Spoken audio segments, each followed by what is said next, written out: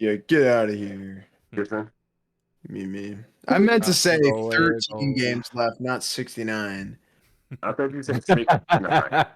I was holding you down a little bit. I thought you had said 6 to 9. That's why I was like, nice. I had looked at the record and they're 49 and 20, so that's 69 games in total that they've Yeah. played. So I saw 69 and I said 69 when I Yeah. meant to say there's 13 games Force left. a habit. 3, 2, 1. Wisecrackers. Wisecrackers. Wisecrackers. Wisecrackers. Wisecrackers. Starting now. What's up, everybody? Welcome to Let's Get Crackin', episode 4. I am LBJ, Little Baby Jesus. Over here, we got the Honorable Cap No Cap. Below me, we got Rich, a.k.a. Rest1. And in the corner over here, we have Richie, a.k.a. Rich Gang, Frito Bandito. And today we're going to be talking about Luka versus Shea. Who's better? You know, who you want going forward? Maybe who should be the MVP? Let's look at their head-to-heads real quick. Funny enough, just like LeBron and Jokic, they are tied 5-5. Luka averages against Shea 29.8, 10 rebounds, 9 assists, a steal, and 0.7 blocks. Shea averages 20.3, 4.8 rebounds, 4 assists, 1.7 steals, and 0.6 blocks. I mean, a lot of that is probably due, same way with Jokic. In their early seasons, you know, they weren't really going off, whereas LeBron and Luka were just day one potential phenoms. I'll start off with looking into this. I definitely underestimated Shea. I thought, you know, the rumors were true, the stat padding allegations, the free throw merchant accusations. I thought there was a lot of credence to that, but upon further research, it's very overblown. The man is one of the most efficient players in the league, shooting incredibly, averaging obviously over 30. To me, the key difference in them is Luka's playmaking, but when you can shoot like Shea, it's do you really even need Luka's playmaking at that level? I think that's the debate. But what about you guys? Where do you sit on this? What's also very surprising. Luka and Shea are sitting at number 1 and number 2 in scoring right now. Luka's sitting at 34.1. Shea is slightly behind at 30.8. But both of these guys have been incredibly dynamic, leading their team in scoring most nights, leading their team in assists most nights. Shea on a lesser scale because he shares the court with Josh Giddey and Jalen Williams, who are both very, very good playmakers. So you don't really need Shea to be too much of an on-ball merchant as much as Luka is. Luka, who tends to have the ball in his hands for majority of the time, despite having Kyrie Irving on his team, can fill the stat sheet, no doubt about it. But what Shea is able to do with less usage is just incredible. He's just, like you said, one of the most efficient players in the game. He's able to just hit shots from all levels on the floor. Luka might be a slightly better three-point shooter, but Shea gets to the line like nobody's business, and is just able to do so much on the court, being able to get in those passing lanes and get steals, and even at times getting blocks for his team. He's really dynamic in my opinion. Outside of Jokic, he probably should be the MVP in the league right now.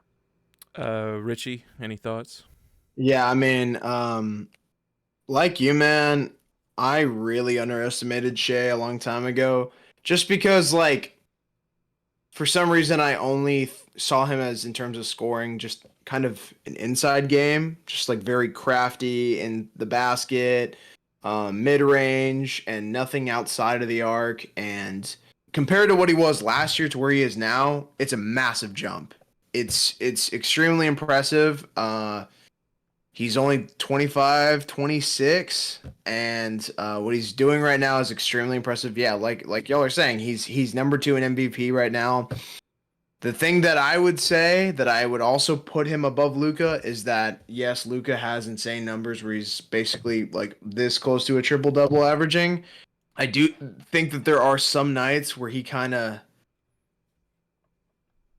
not plateaus, but kind of just goes on like below that, where he'll kind of just try stuff just to try it, and he'll have like, 19, 20 points and then like subpar averages for a night. I think it's okay for somebody to have a bad night. He'll have bad shooting percentages and then one night he'll have like a 40-point game. And it is extremely impressive, and in my opinion, it's actually really scary for the league, because once he figures out what he's able to do and where his efficiency lies and his strengths, his weaknesses, and I think Luka is having those games so he can figure out what he needs to work on to get better in the future. And as a skill set, once he gets to that point, once he's actually smart enough to take those shots and make them, yeah, Luka's going to be the best player in the league. It's just going to come down to like when he can take those shots, when he's smart enough to do them. Yeah, I mean, just more efficient. So at the end of the day, I think right now I'm picking Shea. He's more consistent with what he's able to do on a game to game basis. I love Luka. There's nothing wrong with him, but yeah, he just needs to be a little bit closer to the top of the greats right now. I think another reason why I underestimated Shea is because he looks a lot smaller on TV than he actually is, especially when you compare him to Luka. But when you find out it's only an inch or two difference, and Shea's wingspan is 7 foot. I mean, to harp back to the we done with the 90s arguments, just to say, I was obviously a lot more vociferous in that because it felt like, you were coming after a great, and it felt like there was a bit of disrespect. But there's a lot of respect in this argument or this debate. I have a lot of time for both of these players. SGA is a player that I expected to break out this year, and he's done himself proud. I think it's more of like a contrast of styles more than anything. There's plus points and minus points for either. I will argue for Luka in terms of I think Luka's got the highest ceiling. I think he's only just starting to scratch the surface of what he is. I completely disagree with a lot of people when they say this is it, this is what you're going to get from Luka. I don't think that's true at all. I've also said that I think he'd benefit from leaving Dallas. I think Dallas is a joke right now, unfortunately. I think they wasted a lot of years already of Luka's career, whereas when you look at Oklahoma and what they've done, the Thunder, they've put the right coaching around SGA. They've got the right GM there who continues to add talent and doesn't make hasty moves. That he's not looking for like star players. He's looking to gradually build a team, which is allowing SGA to be that not just a face but also a leader. The players that are around him, he's got a much better team as far as I'm concerned. You can talk about Kyrie all day, but the balance in that Thunder team, they're going to be a problem, not just this year, but for years to come.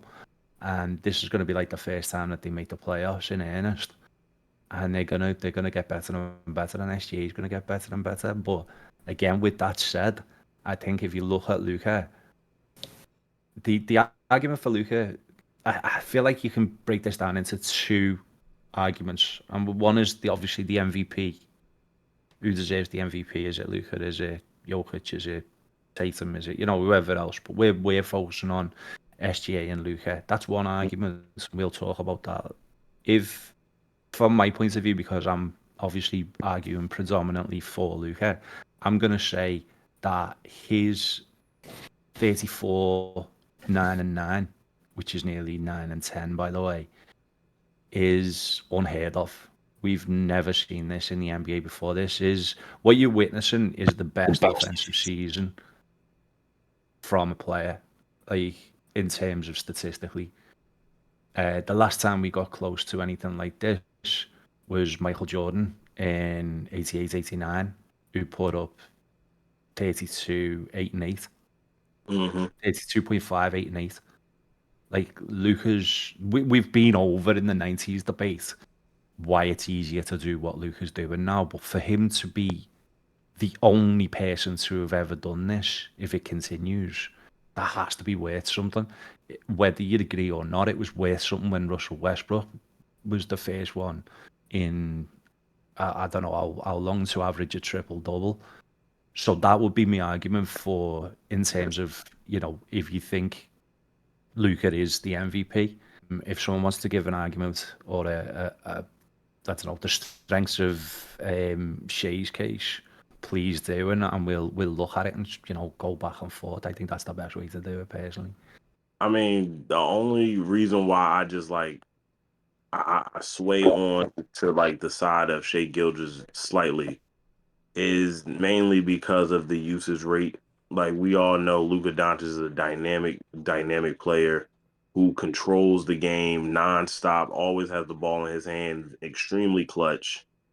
Something that Luka has been able to do the last couple of years that I've noticed is strengthen up his conditioning because a lot of times Luka Doncic would start the game off incredibly hot, getting like 15 to 20 points in the first quarter, and would just plateau downwards. Once the fourth quarter came, he would only have like 4 to 5 points, maybe even less. And the last like season and a half that he's had with Kyrie Irving, that's actually strengthened his conditioning a little bit because we all know Kyrie Irving keeps his conditioning at a top level, and him and Luka have come to accustom to each other. They've started to play very well off of each other. But like you said, Dallas has not done the things to put a team around Luka in the right and to put them in a championship window. But while the Thunder, on the other hand, has been able to do just the right amount of stuff for Shea to be able to just play his game, not have to overthink or have to overly play make. He is just able to just get to his spots and hit shots at a very high clip, especially in the second half. When OKC is in some type of drought or they're in a deficit, Shea will then take over and score 3-4 baskets in a row because the spacing on the floor helps him so much. He doesn't have to rely on the 3-point shot too much. He's able to get to where he needs to get to. And if you're not going to put a bigger body on him, it's going to be an easy layup every time, or you're going to have to put him at the free throw line. I mean, the way I look at it is, I see Luka very much like if Steph Curry was in the wrong team. Mm-hmm.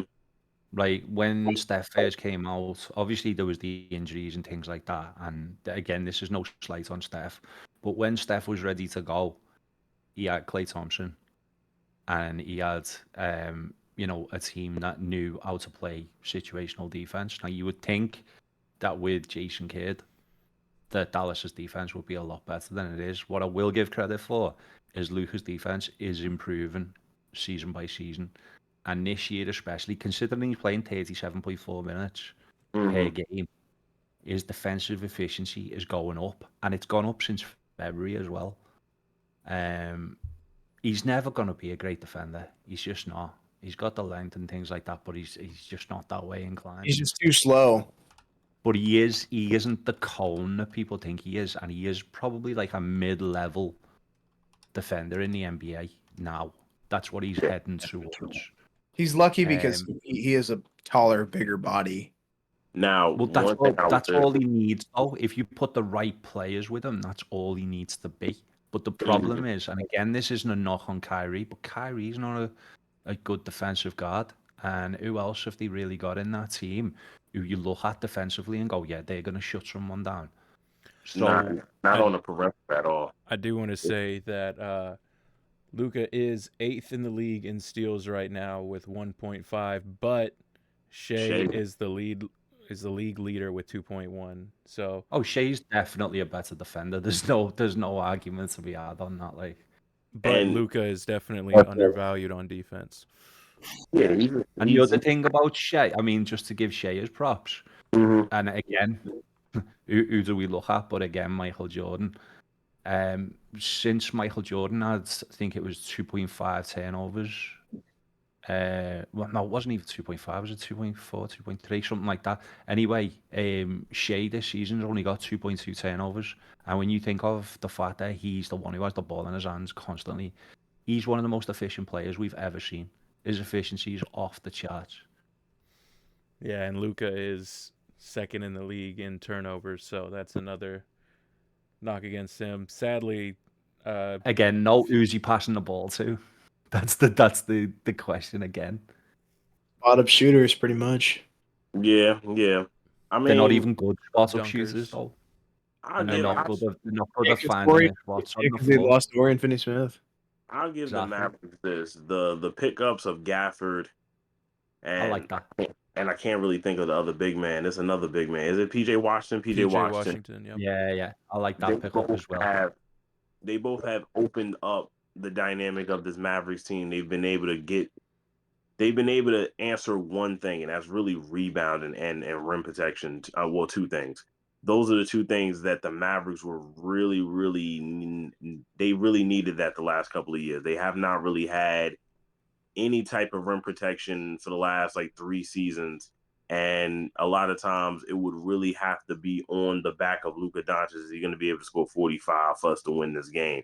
Nowadays, you don't really have to over rely on Luka Doncic to give you a 45 because you have other dynamic scorers like Kyrie Irving. You got guys that can clean up on the glass like Gafford. So there's been small minuscule changes, but it has not been the changes necessary to really put them in the spot that they need to put them in. With OKC having Chet Holmgren now on the team, it not only took away so much off of Shea's back now. He has another dynamic scorer and a dynamic defender in Chet, who also could space the floor very well, so that him and Jay go. get easy layups and get into that mid-range game that they have been accustomed to being a part of.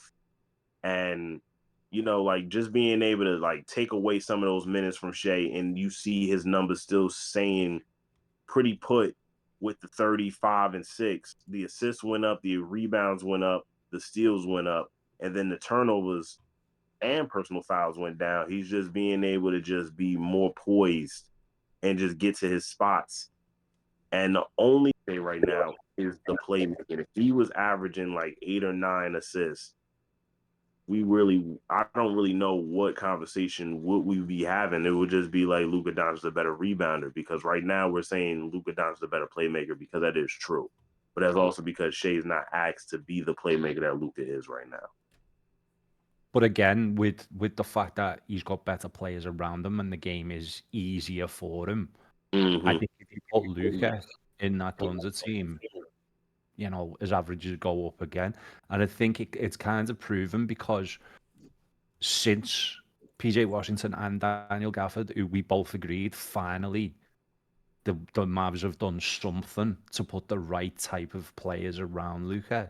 It's no coincidence that his defensive efficiency's gone up, because, like I say, Luka's never going to be the best defender in the world. He's good at getting steals. He's good at blocking passing lanes.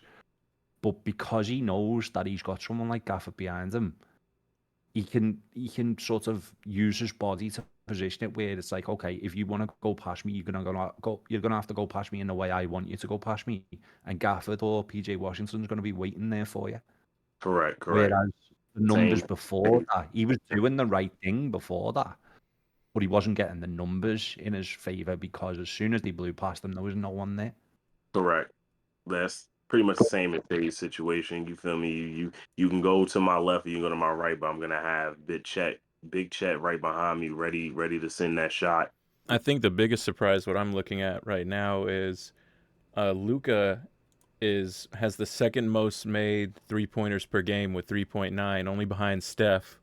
And Shea is only at 1.3, and I know that's because he lives in the mid-range. But for someone to score as much as Shea does, you would think those 3-pointers would be a lot higher. Everyone always thinks that, though, when they see players like that. But I mean, I had this debate last time when we were talking about we're done with the 90s. People aren't done with the 90s, because the 90s was all about mid-range scoring, and the game today is about mid-range scoring. If you're an elite mid-range scorer, you're an elite player in the NBA. You can be a great three-point shooter and not be an elite player in the NBA. But if you're elite in the mid-range, they're the players that everyone's looking for. But in that same vein, if all you can do is shoot mid-range, you're not going to get a contract. So you have to be a rounded player. Whereas if you can only shoot threes, you're going to get a contract. So that's why threes are more you valuable. have to be able to shoot the three. You have to be able to shoot the three at a rate where teams can't just fade off you. You know, they're not going to give you the 3-point shot, but you don't have to be an elite 3-point shooter. You can be like an average 3-point shooter and an elite mid-range player, and that's always going to be more coveted than an elite 3-point shooter and an average mid-range.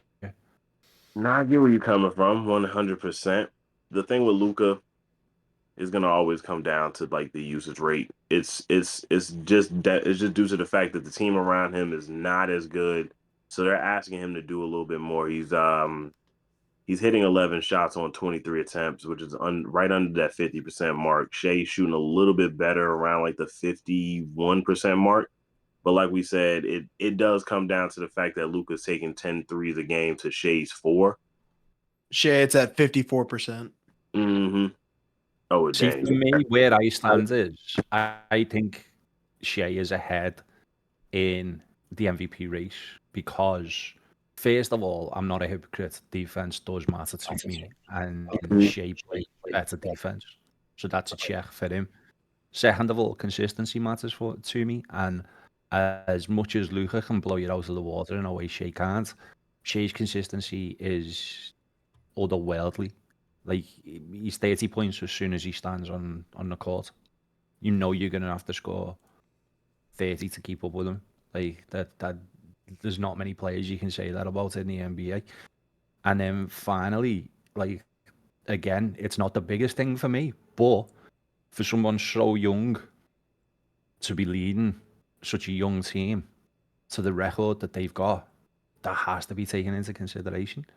So as much as in the long term I would take Luka over Shea, this year I can't make as much of an argument to say that I would give Luka the MVP over Shea, and the only way I can do that is to come up with the Russell Westbrook argument. And I like Westbrook, but I don't think he deserved MVP that season. I think anyone who saw the eye test saw that he was stuffing the stat sheet. And I'm not saying it's easy to do, because if it was, everyone would be doing it.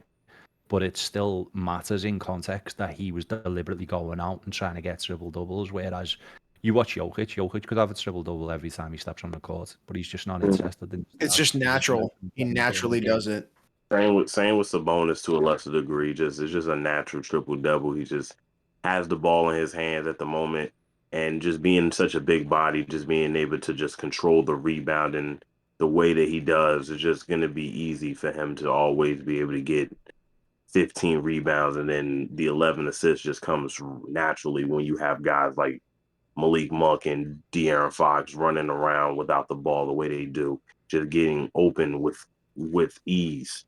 The thing that makes Shea so special is you look at his game and you would think that he would have better looking numbers. You would expect that 6.4 assist to be a little bit higher, because you see the way he has the ball in his hands. You see the way he gets guys involved. And then that off ball movement that he has is just special. It's something that you just can't teach. And being under the tutelage of Chris Paul for the season that he was, and being under Ty Lue for the season that he was, just being able to learn from these guys, these dynamic guards who were able to do so much with so little. And then Shea having the frame that he has to be able to take advantage of the game now, it just puts him in a different world where I feel like if you just give him 2 to 3 more seasons, I feel like he could be possibly the best player in the NBA. Absolutely. And while we're at it as well, if it wasn't for injury, I'd have Jalen Brunson in my MVP conversation as well. I think we're getting towards the end of the segment, so I'll just say that what's going to keep Luka from winning MVP is that it seems at best his team is going to finish in the 5th seed, which means his numbers have to be that much better than everybody else. We're at 6 right It's but the gap it's between crazy. 4 and 5 is like 7 games. Like, it's crazy because like Luka Doncic is so dynamic, but it's like sometimes it feels like his scoring does not affect the way that the Mavericks win the game as much as Shea's does. Like, Shea's points are incredibly important. All 30 of them are super important because of the placement of where he scores. now. And he scores. Score in bunches. Luka just scores sporadically because he knows at any given moment on ISO, I could just hit a sidestep three. But Shea will score 10 to 12 points in a short amount of time where you're just like, he just had 9 points. How does he have 26 already? And it'll be off of 14 shots. It's something to Again, be. no, I kind of feel like that with Curry, and that's why I feel like Curry and Doncic are a really good comparison for each other. Okay, Yeah. different, different style of play and different bodies and all that, but it's the old, you don't have to get ready if you stay ready. They Absolutely. constantly, from the first second they walk on the court, they're a danger. They Whereas walk SGA is slowly, methodically working his way into games, picking his spots. I mean, the other thing I'll give SGA massive credit for is effort on defense. Doesn't get talked about enough. He might not be the best defensively, but he makes up for it by how intelligent and how hard he works on the defensive end. For me, it's Jokic is getting the MVP this year, and that's because you talk about Shea's playmaking and having the better team. If Josh Giddey didn't completely disappear because of that whole situation, they'd be a playoff team even without Shea. Very least a play-in team. Because Shea is the most efficient guard in the league, but right behind them with 0.1 percentage less is Chet, and then right behind him is Jalen Williams. So they have the three of the most efficient players in the entire league, and with Giddey, probably one of the most inefficient players who's being left wide open and cannot hit a shot, and all he has is his playmaking. So Jokic is needed way more to elevate his players, whereas Shea elevates the team and not necessarily the other players around them, besides getting, drawing that attention and drawing defenders to him. You feel like without SGA, they would struggle at Thunder, but nowhere near as much as what even as the champions, the Nuggets would struggle without Jokic, because he's the center of the universe. Everything revolves around him. True. Yep. I will say this. Luka last game, I know he had a hamstring injury. He ducked smoke. Kyrie Irving did come through to play. He had 36 points in that game. Shea Gilgeous got the W. You can't say, I know he has a hamstring injury, and then blame him for not playing to his maximum capacity. He ducked the smoke. No, he didn't, and he's proven on time and time again against SGA that he's not looking to duck SGA. Now in head-to-head battles, when they both played 1-1.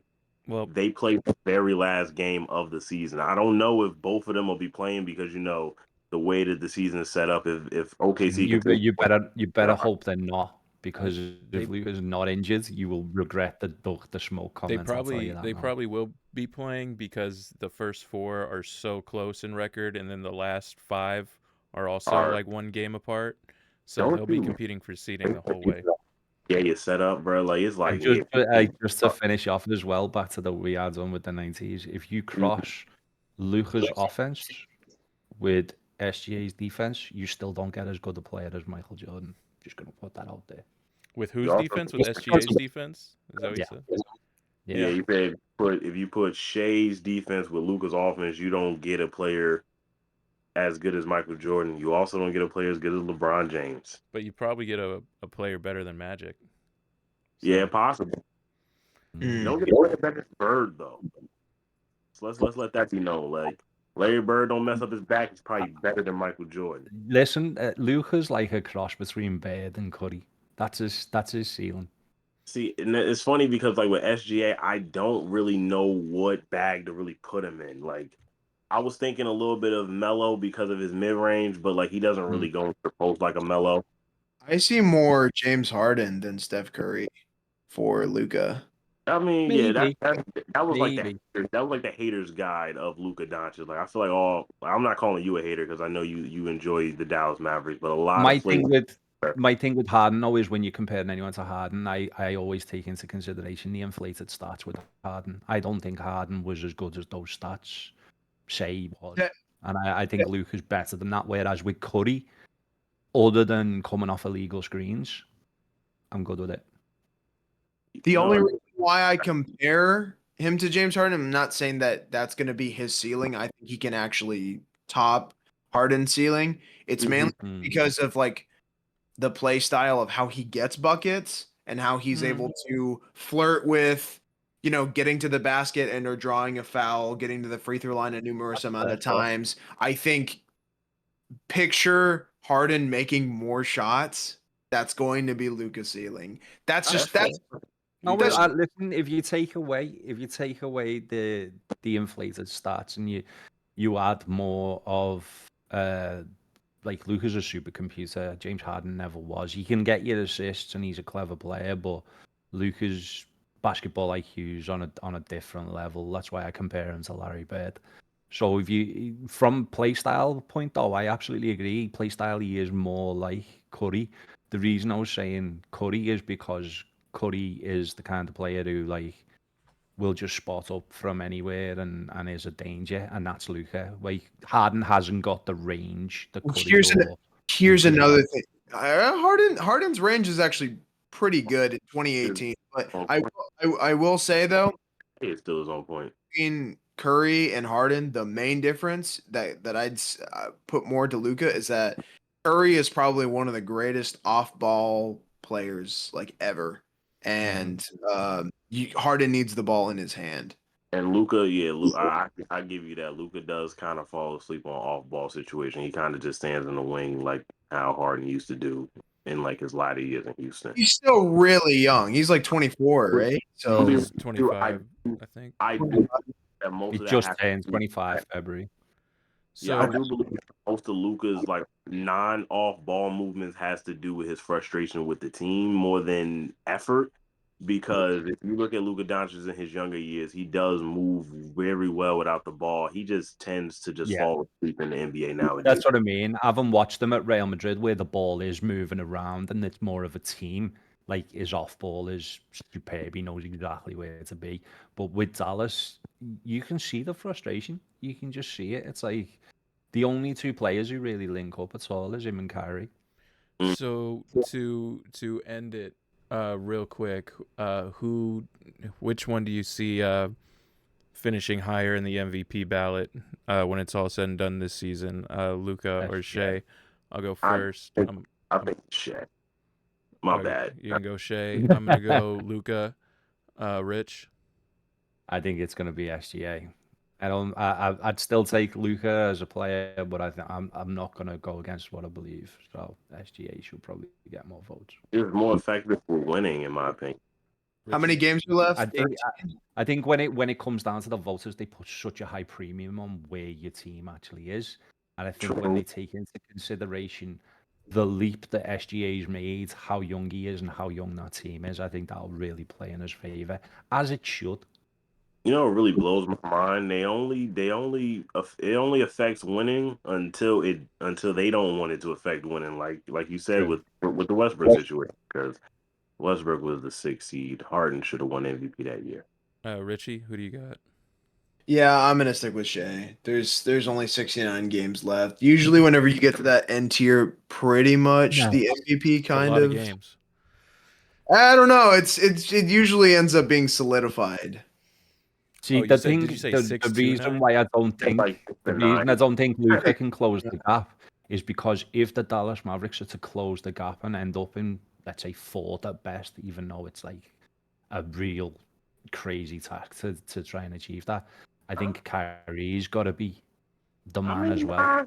it's not the craziest thing. They're only 2.5 games behind the Clippers for 4th seed. So Thunder are currently a half game above the Denver Nuggets and about a game and a To be half. fair, yeah, because they've just come off a 7-3 run, haven't they? So they have closed it already a little bit. Yep. Currently the Dallas Mavericks on a 3-game win streak. OKC's on a 4-game win streak. All of the top 6 teams are all on win currently. So it's going to be very hard for any team to really make any type of motion. It's going to I be just think the Kyrie factor will play against Luca. People will say, "Oh, but he had Kyrie." You know what I mean? So Yeah, whatever that means, right? All right. exactly. I think that's going to do it for the NBA segment. Thank you guys for watching. Like and subscribe, all that. See you later.